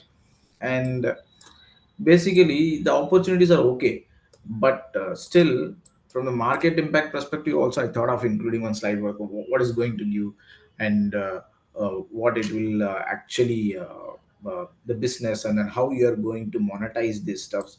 These all are things. In by 2030, 25% of users are expected to do on the hybrid NTN. So hybrid and NTN, in the sense, I would say, even your mobile can be connected to the your terrestrial network, regular 5G network, and also it is going to connect with the non-terrestrial network. So you'll be a hybrid user, where you can get in touch with direct satellites and with your existing network as well. This is the massive market actually. This is going to be the next big play in the market, because you are going to give the coverage as a service with a satellite broadband. You will sell your coverage. You can give. So you wherever you go, you will not see, okay, there is no signal, there won't be any chances of doing getting that in your mobile hereafter. So you're going to get the revenue as you're making it as a coverage as a service, like all software models and everything we are going to get. So this is where actually the global world get connected and everybody wins. This is the, and more important thing is the technical challenges. Are we are we able to do that? To do all these stuffs, are we going to check all the parts? What are the challenges we are going to meet when we are making this kind of NTN and 5G collaboration? What will happen actually, and what are the things mainly we have to taken care by the communication service provider? Mostly, the doubler shift. the latencies. I know in the lower, in the LEO orbit, the satellites are traveling very, very fast. That thing we have to concentrate as a communication service provider. And the frequent handover should happen because it is going very fast. It is to the orbit. We have to check that. And most important part, chipsets and the UV power limitation has to be taken place. It has to be there and has to be checked by the the market actually. So spectrum coordination. So the spectrum coordination is really the very big thing because region to region, country to country, the regulatory things are changes, and they have their rules, and we have to come. Everybody Sorry, has. Kula, your time is over. Yeah, this is the last one. Okay. So everybody has to come forward, and we have to build the standardization for the regulatory for the NTN and 5G collaboration. That makes this the real 5G evolution. And this is what I'm trying to say. And as a final note, I can say, as 5G evolves to 6G, we turn the sky into infrastructure and the connectivity into the continuity. It's not that you are going to implement everything in your AWS and everything on your public cloud and everything. It's not a public cloud. Now we are going to implement everything in an actual cloud in the sky. Thanks, Ganesh, and thanks everyone for the speech, and thanks a lot for this opportunity. Hope I have given some insight about the NTN and then 5G collaboration, how it is going to happen in near future. Thank you guys. Thanks for the opportunity. Awesome, Kula. I Yeah. would like to introduce our next speaker, Alexander Hoffman from Langen, Germany, to present on 6G capable satellite with full 5G G Node B at the satellite. Over to you. Nice. Thanks for the introduction. Yeah. So my name is Alexander Hoffmann. I work for Fraunhofer IIS in the RF and Satellite Communications Department. I'm here the Chief Business Development Manager, and I'm responsible for all our non-terrestrial network activities. And my background is satellite communications engineering. And I also worked as a 3GPP delegate for Fraunhofer IIS between 2018 and 2022. So I will try to give you an overview on the 5G technology and also which is related to the 3GPP, of course. I will talk about 5G base stations in space, and I will also give I would say, a short glimpse towards the direction to 6G, as we are a research institute and try to look forward in technology. First of all, just to try to understand the different technologies. We all know that NTN, in terms of the architecture, covers geosatellites, neosatellites, and neosatellites, and also high-altitude flying platforms. That's I would say known to everybody from the orbit domain and from the satellite domain. But we're talking about different technologies, which are, I would say, under the umbrella of NTN. Well, what we're talking about is the NR NTN, which is New Radio NTN on one side, and on the other side, mostly referred as IoT NTN, which was, in the past more related to IoT activities or IoT purposes, IoT use cases. And the difference between that is the NR-NTN is a direct access based on 5G New Radio. New Radio is the 5G, let's say, protocol, what LTE was in 4G. And the IoT NTN is based on a 4G technology, could be NB-IoT or LTE-M, but mostly what you hear if people are saying IoT NTN, it's mostly referred to the NB-IoT.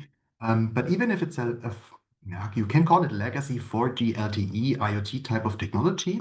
You can also call IoT NTN of a satellite. You can call it 5G because it has been standardized in the 3GPP in the timeline of 5G. That means it is a 5G technology, even if it's based on NB-IoT.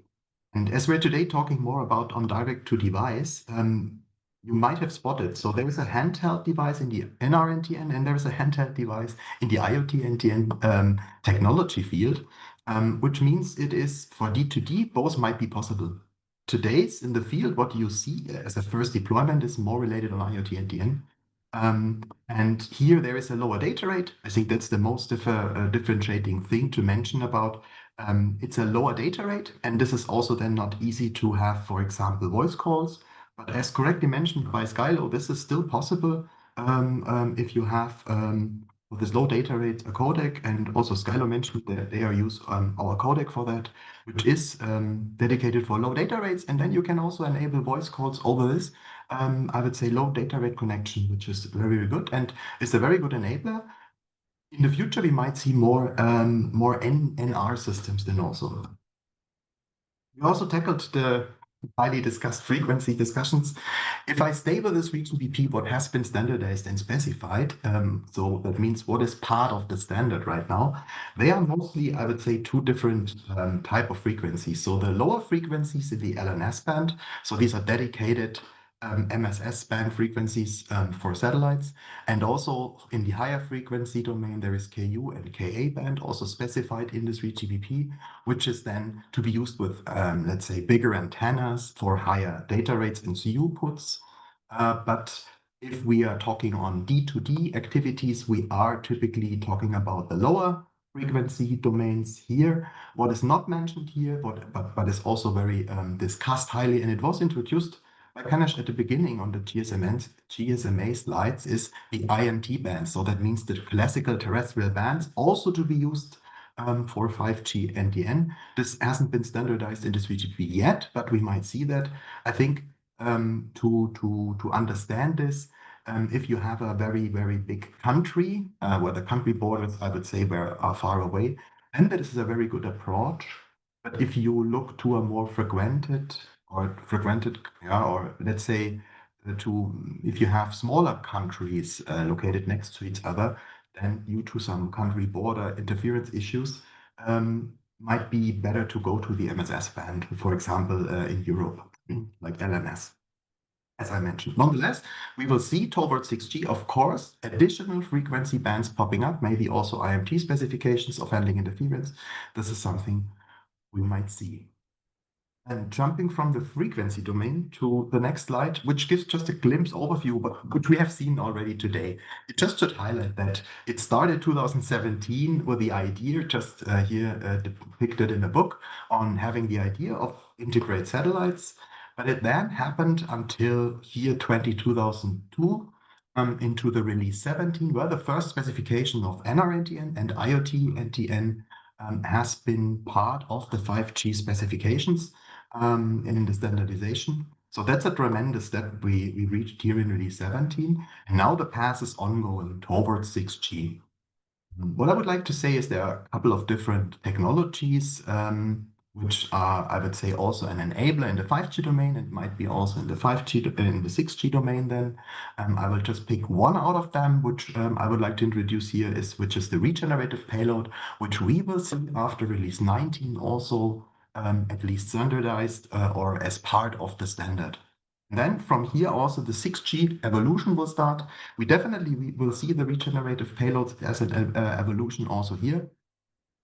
It's also part of the 6G discussion right now. So they started in a tiny, I would say, first study to discuss on possible 6G topics. And what is important to mention here is, first of all, NTN and satellites in particular are here really sort of the beginning. So they are natively a part of 6G. So there is not this integration we had in the 5G domain. It is a natural part in the 6G domain. This is really, really good achievement. And they're currently discussing more on waveform design. Even if there are a lot of discussions on fancy upcoming new waveforms, the current agreements are more into the domain of having what we had in the 5G domain, also the 6G domain. So they are just referring on the legacy waveforms in the 6G domain, maybe with enhancements to improve technology. But one thing I would like to introduce, which might be definitely important as a technology, also in the 6G domain, is the regenerative payloads. Regenerative payloads means you have an onboard processor inside the satellite. And with this onboard processor, you are able to implement a base station at the satellite. This could be in the 5G domain, TLB, but it could be then also in the future also a 6G base station. What I would like to say is that in a 6G domain, you might see that flexibility, you might need that flexibility, and you will see also base stations there. because they have a couple of benefits. I would like to mention, of course, you can have the data processing on board the satellite, but you cannot, in contrast to a transparent satellite where no processing is inside the satellite, and you have to process the entire data streams then in a ground station. So you can have the processing, you can have the network control. You're also able to do routing via satellite, via inter-satellite links in the orbit. There is also the possibility of connecting two users under the same satellite directly without the need of having a ground station in between and going back to the ground station on Earth again. So this saves definitely also latency. That's an important fact. And there is also, which was in the IoT NTN domain, very important because they started with, I would say, a couple of satellites which could not provide an, let's say, continuous coverage. In order to support this discontinuous coverage, they need to process the data in the satellite, even if they have no access to a ground network where they can forward the data to. So this is where the onboard processor is definitely helpful, and an entire base station implementation as well. So what I would like to say is to be ready for 6G, we will see more and more of this flexible technology, of this flexible regenerative payloads. And what I would like to mention is one important project ESA is currently doing, and we're happy to be part of on that.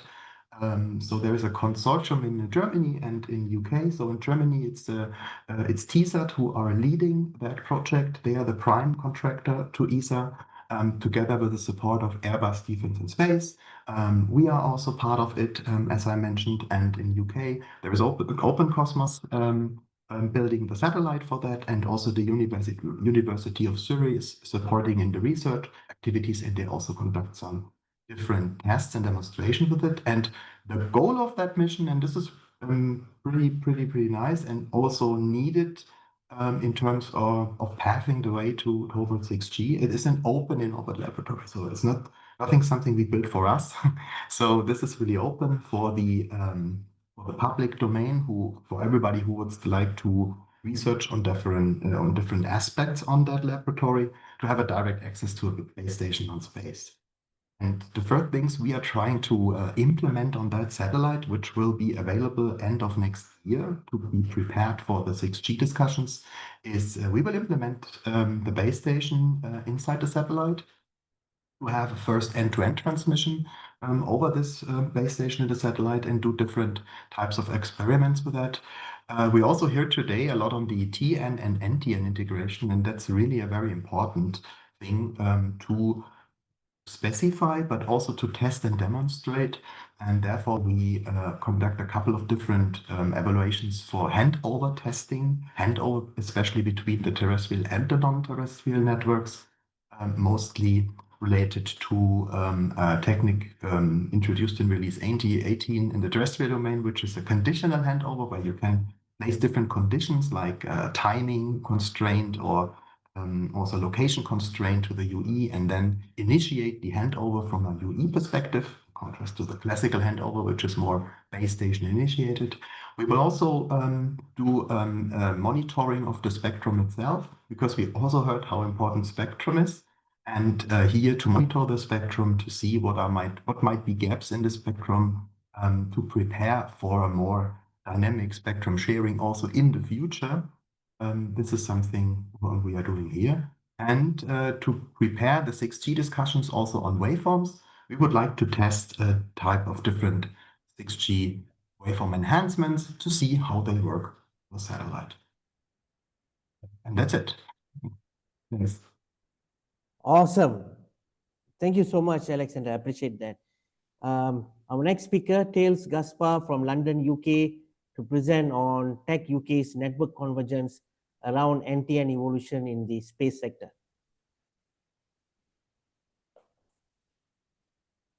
Hi, everyone. Yeah, just pulling my slides up. Hope you can see that. Yes, sir. Right. Thanks so much for the invite, Kanesh. Hi, everyone. Thanks so much for the great presentation so far. I'm from Tech UK, so I'm Tails Gaspar, first of all, Program Manager for Satellite and the UK Spectrum Policy Forum at Tech UK. And Tech UK is the trade association for tech in the United Kingdom, and we cover all things from satellites to healthcare to emergency services. And I'll go a little bit about what we're doing right now, but yeah, just to give you a brief overview, we look at everything that's happening in the UK with the regulators, with the government, and try to provide a concise view of our membership into those discussions to improve the technologies that are coming up, but also to try to improve the landscape for the development of innovation. So we do that by touching on the market's activities. As I mentioned, we cover a lot of market areas and verticals. We also have a tech and innovation sector that looks into quantum activities, looks into other stuff around digital twins and semiconductors. And of course, we have our regulatory and policy team that looks at all things UK government, but also make sure that we're very engaged with all the regulators and all the authorities relevant for our work. So I sit within the telecommunications infrastructure and services area, and we produce a lot of thought leadership around everything that our members are doing, but also what's happening in government. And we try to be proactive rather than reactive, but a lot of things happen with government that we try to follow up. And I'll touch on these briefly, but just to show that we have a telecoms action plan that touches on all things telecommunications. So not only satellite, but also terrestrial, fixed, underground, and we also cover a lot of the 5G developments in the UK. But I'll speak more today about the network convergence piece, which we released earlier this year. And basically, our work there was to convene our members and really try to understand what is the potential of network convergence for the UK and for its partners. So also looking into Europe and everything that's happening around regions. So really network convergence is about creating a unified communications ecosystem where satellite and terrestrial work together to extend coverage, improve resilience, and also unlock new services. So very much important for the hard to reach areas. You have the islands in the UK as well, and also for emergency services and critical communications. So, of course, the UK has a limited land mass. A lot of the projects that the government has already, such as the Project Gigabit and the Shared Rural Network, have already covered most of it. But there's definitely some part that can be benefited by satellite connectivity and that hybrid mesh that have been discussed so far by other colleagues. So, truly to achieve that ubiquitous connectivity that we see that will unlock some economic benefits for the country, we need to overcome some commercial and technical and also regulatory barriers. And that's what we try to convey in this roadmap. So satellite networks can have that complementary position to terrestrial infrastructure, and direct to device here really expands the potential. So for IoT as well, as I said, enhancing emergency responses and resilient mobile backhaul, but also it presents new opportunities for coverage for transport, maritime, and aviation. And as was said before by the colleagues, so 5G, 6G, and the whole AI enabling environment is also very much included in this report. So the key takeaways are really the regulatory and industry cooperation is key. So stakeholders must really align on the operational standards, spectrum management, and interoperability between the mobile and satellite networks to make it function properly and seamless for consumers and businesses alike. Investment and policy support was another big point from what we've seen. So public and private funding is essential to accelerate research and innovation, also to promote real-world deployments and test beds. And the other 2 points are emerging opportunities. So the rise of direct-to-device connectivity, AI, and a multi-orbit system to revolutionize the communication landscape. And also we have identified that a big point is around resilience and cybersecurity. So how can we strengthen that data security, ensure the service is doesn't have any interference or disruption, and also a piece on affordability and to maximize the benefits of coverage for everyone. And also on that slide, you can see these are the recent consultations that have been taking shape. So as I said, we have fed in with this report into some consultations in Europe. So the public draft RSPG opinion, also the call for evidence on the House of Lords Select Committee for UK engagement with space, and the later two are recent Ofcom consultations on direct-to-device and IMT bands, and also the 2 gigahertz MSS band. Right, so this is just briefly a run through of the challenges that we've identified within our membership. So as we mentioned, of course, spectrum management is a big challenge around avoiding interference and coordination for the use of satellite and mobile networks. Also investment, so how can we attract funding and compete with global players that have larger funding capacity for investment in different projects?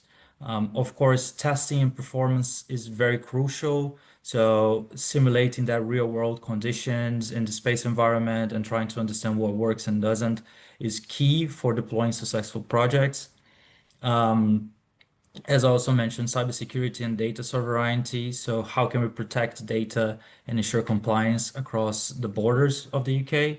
And lastly, a big point in the country is around skills and sustainability. So how can we build a skilled workforce that will address those challenges and will be able to develop the technologies that companies really need? So in all, we have identified with this report that government has a key role in to be a proactive leader around supporting R&D, enabling public-private partnerships, and also streamlining regulation. So industry collaboration is also essential to develop standards and share infrastructure, but also ensure that interoperability takes place. And lastly, network convergence, if successful and adopted by industry, as we've discussed so far, it will really depend on the collaboration between all the players, so regulators, mobile operators, satellite providers, and policymakers. So the UK plays a big part in ESA funding, so ARTES programs that have been deployed in the islands, and also refresh Ofcom regulatory framework for satellite connectivity and that integration, which is taking place right now. It's key for shaping that competitive ecosystem and defining the pathway for innovative connectivity across the country. So really fostering that relationships between public and private will guarantee that we can advance telecommunications and benefit everyone. So I won't touch on 3GPP releases because it has already been masterfully discussed by colleagues. But yeah, just some examples we've identified in the paper are the NHS ambulance services, which can be provided. So emergency services really benefit from direct-to-device or shapes of direct-to-device connectivity. Also, the NG call systems for emergency, so public safety for vehicles in Europe was also a big point because some of our members are part of providing those services. And we've looked into the future. So also hybrid networks that could be used by drones and uncrewed aerial vehicles. Sorry about that. But yeah, so those devices will really benefit of ubiquitous connectivity and low latency and all of those highly enhanced connectivity benefits from terrestrial and non-terrestrial convergence. So we really see a future pathway for these commercial deployments, and yeah, our members are fully in line with everything that has been said so far. So these that it can have some real impacts. And just to conclude on the paper, network convergence we believe is not just a technical evolution, it's a very strategy-led direction for the industry.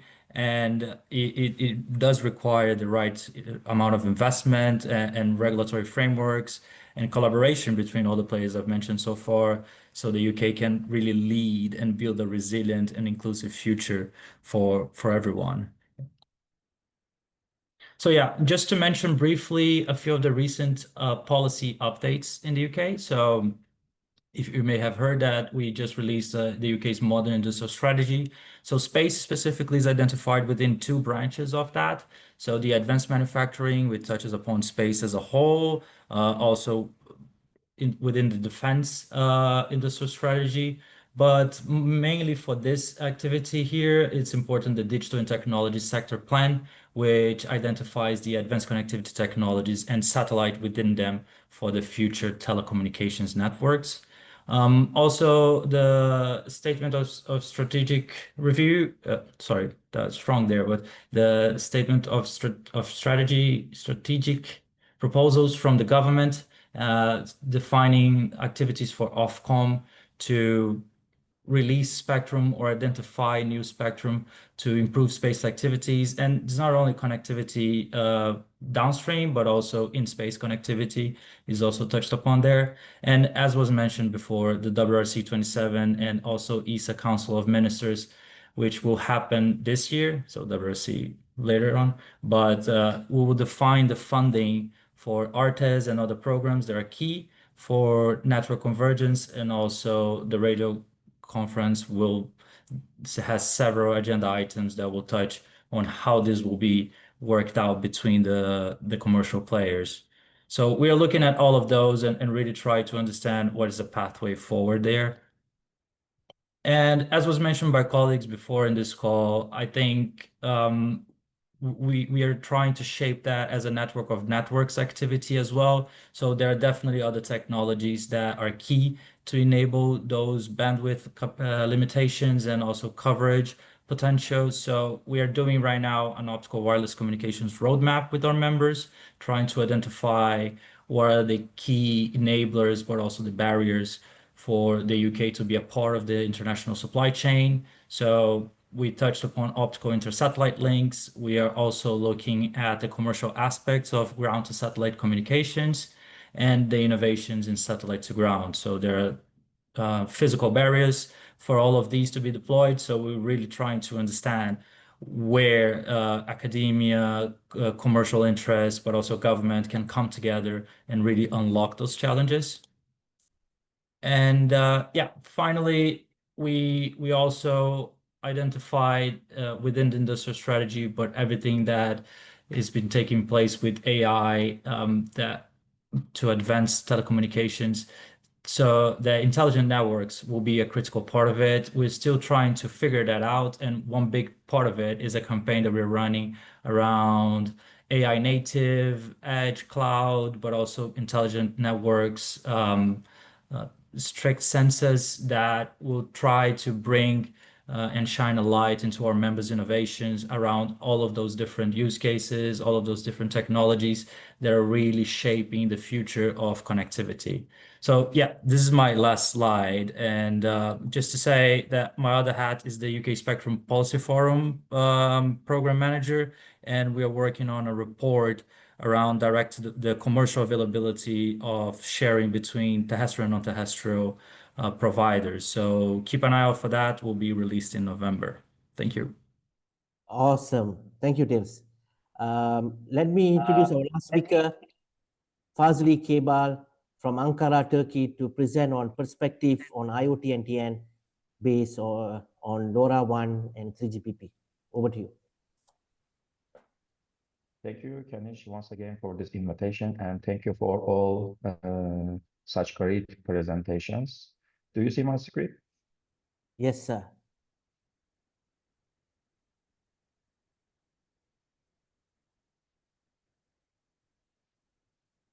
And let me first introduce myself. My name is Fazli Kaybal. I am Head of Spectrum and Regulatory Affairs at Pelenes, Turkish satellite IoT operator and satellite manufacturer. You can contact me this email address. I will start my presentation with the short introduction of Pelenes.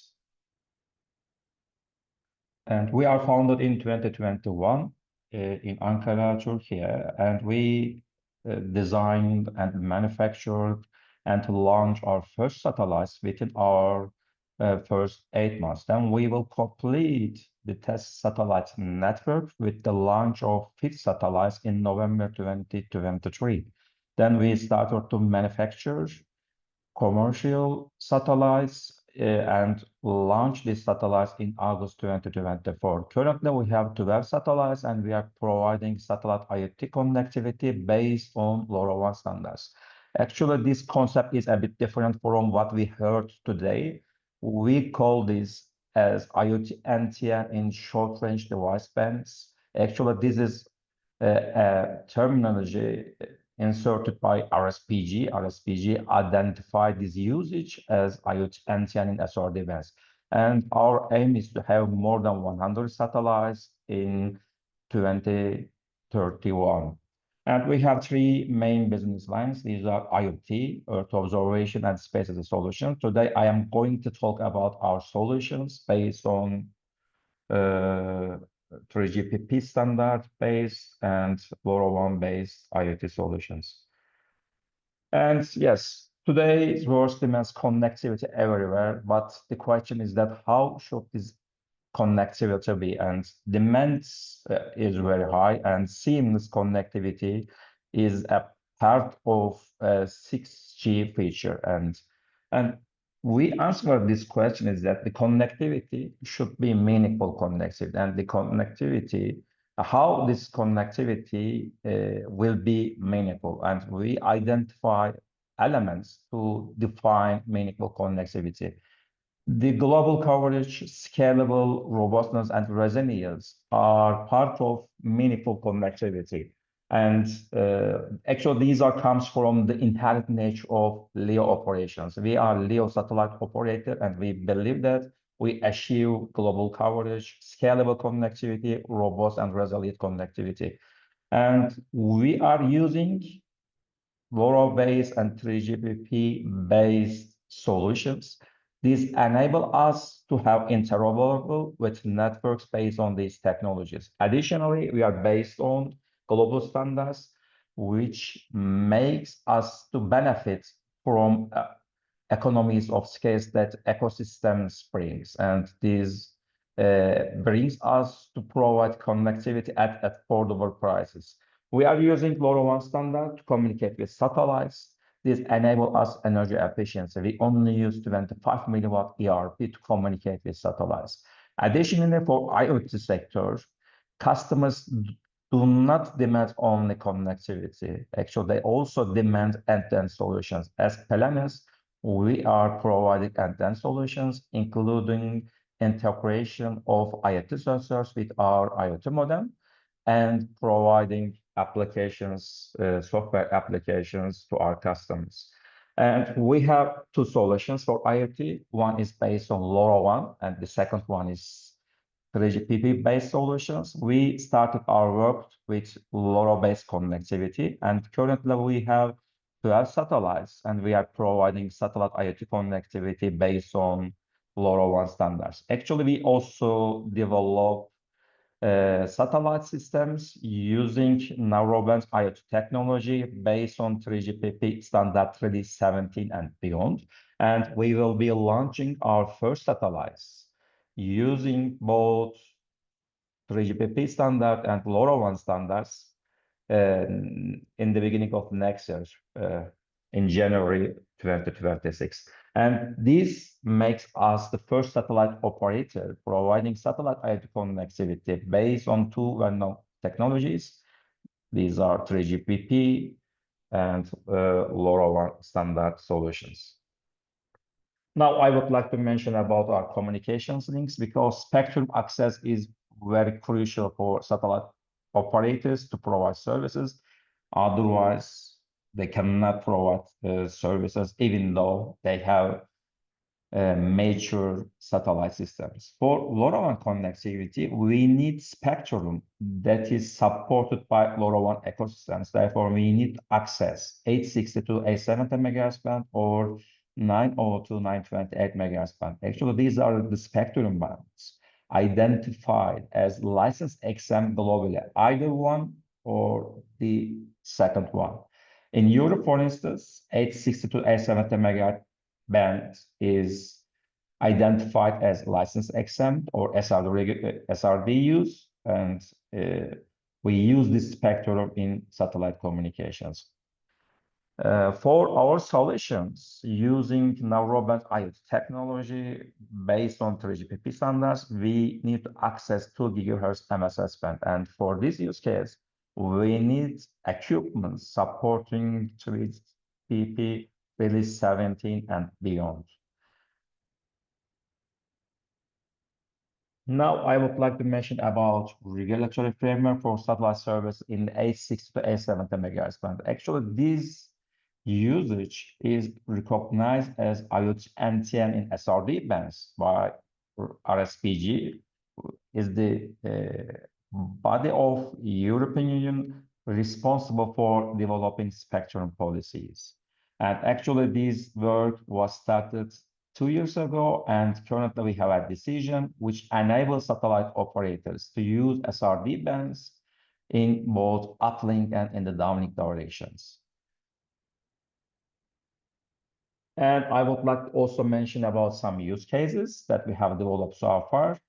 And these are utilities monitoring, smart grid applications, water resource management, agricultural applications, vessel tracking, and tracking endangered animals or tracking animals. Actually, these are the solutions that our customers are lack of connectivity.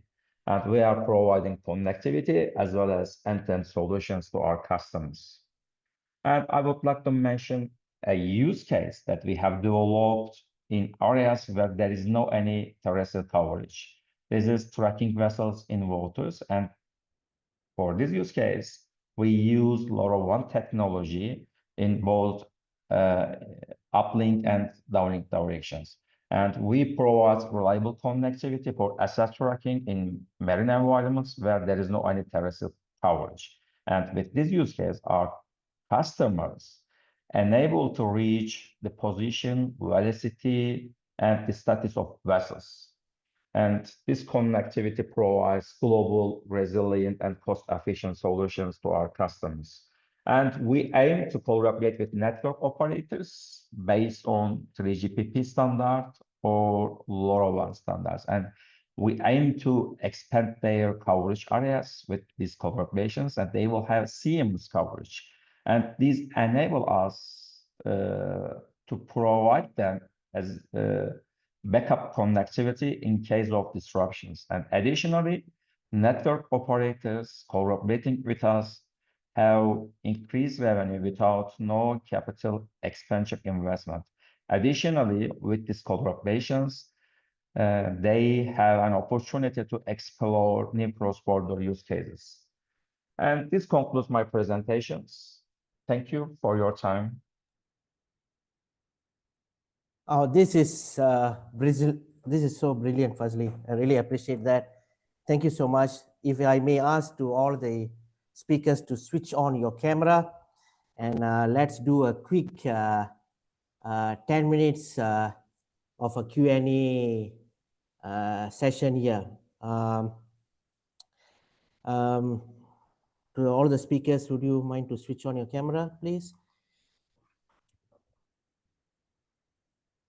All right, so I think the main challenge for satellite signals indoors is the physical barrier buildings that is created, especially like materials such as concrete, metal, or roofs that's blocking the or severely disturbing the attenuation of the signals, and the indoor coverage performance of a D2D satellite services typically suffers from the low throughput, higher latency, and limited capacity because of the satellite beam provides a huge coverage on large areas rather than a specific focus into the indoors. So will satellite only mobile services ever properly function indoors to successfully compete with MNO mobile network operator networks? Anyone wants to take up? What is your point of view? Please feel free. Yes, Raj, please. I mean, there are the two things which we really need to think about. One is like the spectrum, which is going to be the used by the satellite operators in order to propagate into the inside building. Because this is the issue which we had. Like I worked for the 20 years for the Vodafone Group, and on the previous generation of technology, when those technology were based on like around the 900 megahertz or the 1.8 or the 2.1 gigahertz, we had always like the issue, even like to have like the proper indoor coverage, and exactly that is going to be the case in the satellite coverage as well, the satellite communication as well, So which spectrum is going to be the used for that, The secondly is also like the devices, If it is like the D2D devices, whether there is like any modifications is required on those devices or not, If any modifications is required, and if like a new chipset is required, on those handsets, which is right, kind of like the ready to receive the satellite communication, means like all those devices inside the building, need to have that upgraded chipset, If they do not have, then we have the issue. So these are like the two things, and I think, in my opinion, it is going to be much more complementary. It is not necessarily like that it will be the competing and eliminate the MNOs at any point of the time in near future. So I'm seconding to Raj, saying that I believe the MSS or the satellite operators or the MSS spectrum satellite devices are still very limited, because of the for many reasons. It can be the specific chips are needed in that case. I think that is also another thing that is a show blocker. I think for terrestrial mobile network operators, I think there's a wide variety of devices that is already available. So I think that is a plus point from that perspective. Anyone wants to add anything? Yes, Alexander. I just would also like to back that up. So I would not say that we will see satellites only networks. I would say to fully compete with the terrestrials. I think I see the satellite is a very good extension. It's a different technology, and therefore it serves, I would say, for different purposes, for different needs. It's a very good add-on. I really like to see that in 6G we have it merged, that you do not care as a customer if it's the satellite or the cell tower in your city which you are connected to, because this does not, I would say, is not important, I would say, from a user perspective. You just would like to have the best connectivity wherever you are. And in some regions, it might be satellites where it's not, I would say, so dense in terms of population. But nonetheless, I do not think that satellite is really a competition to the MNO. It's a very good add-on, and what we see also in the GSMA studies is it's also a very good, I would say, it is attracting for the service operator from the mobile networks to have this as an add-on for their premium customers. So this is how I would see satellite as an add-on. And if it comes to indoor coverage, I would say, from a research perspective, technically, yes, there are techniques out there. Also, the frequency plays a huge role, which you can do that. So it is technically possible. But I would say from an economic perspective, it's just too expensive. So, and therefore you would always use the simplest way, which is less expensive. And there, a cell tower next to you is definitely a good choice of having indoor coverage. So in future, you have that technology, I would say, available. Nonetheless, it's an economic factor you have to count in there to see if this makes if this is something you would really see. Not in the near future, let's say.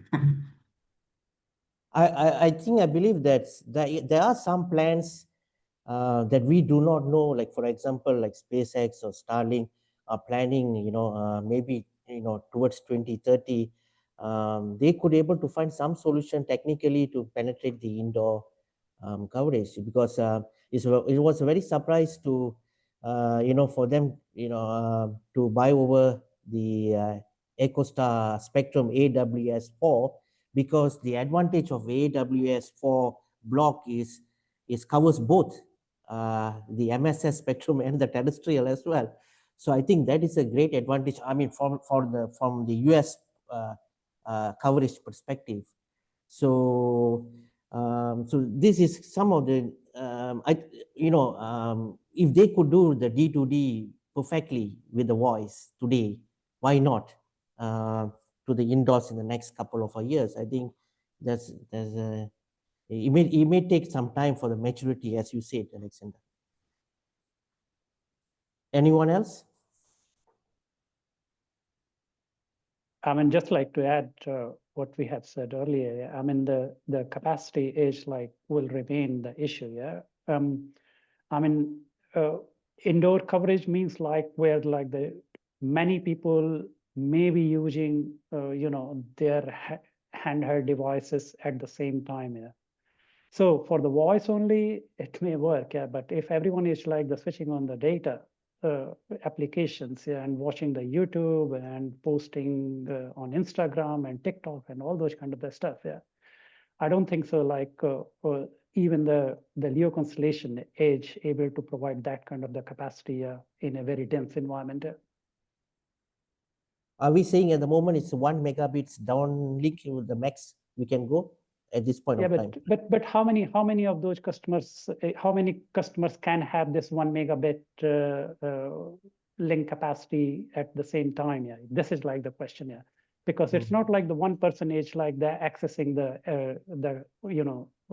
link. Yeah, there will be the many of them. Yeah, maybe using. Yeah, and then there will be the congestion. Yeah, and then there will the issue with the user experience. Actually, yes, I'm also sharing this same opinion. Actually, a satellite can only complement terrestrial networks, cannot replace terrestrial networks because of mainly capacity, because satellite operators complementing terrestrial networks, especially in rural areas, in remote areas. In urban areas, it is not possible to provide the capacity demanded by the people living in the urban areas. Actually, mobile network operators install more base stations, use more spectrum, and increase spectrum efficiency by migrating the technologies using higher spectral efficiency.